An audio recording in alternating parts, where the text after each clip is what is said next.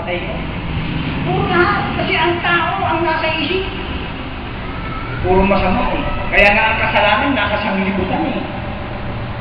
O, di ba? Ang kasalanan ay nasa sanglibutan hanggang sa dumating ang kautusan. Ibig sabihin, ang tao, masama palagi isip niya. Tama yung sinabi niya kung Pablo, kinuha niya sa unang tipan, walang humahanap sa Diyos. Nawalan ng saysay lahat, walang matuwid, walang kahit sa bakit. Eh, ang isip ng tao, puro masama eh.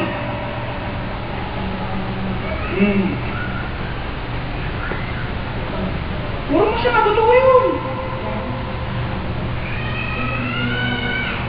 Puro pang sarili. Ayaw magpapalugi ang tao. Ayaw magpalugi niyan. Hindi magpapalugi ang tao. Pero, ang sabi niya si Pablo, ariing kalugihan ang lahat ng pakinabang. Ito yung mga inaring kalugihan ni Apostol Pablo sa Filipos 3, versikulo 6.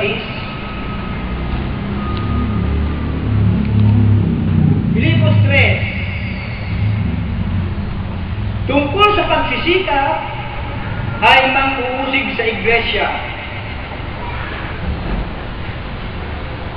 Tungkol sa kabanalan na nasa kautusan ay walang kapintasan.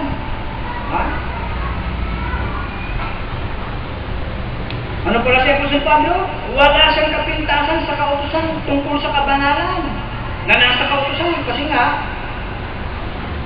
Roma 3, ang kautusan ay mabuti at banal at mabuti. Wala siyang kapintasan doon. Ano pa? Gayunman, ang mga bagay na sa akin ay pakinabang ay inari kong kalugihan alang-alang kay Kristo. Yung kabanalan na nasa kautusan, inaring kalugihan din niya Apostol Pablo yan.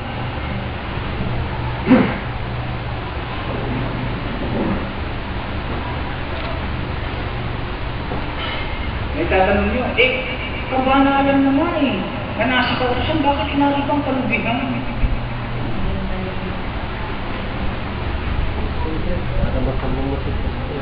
Wala kang pakikinabangin doon sa kabanalan nasa kautusan. Bakit?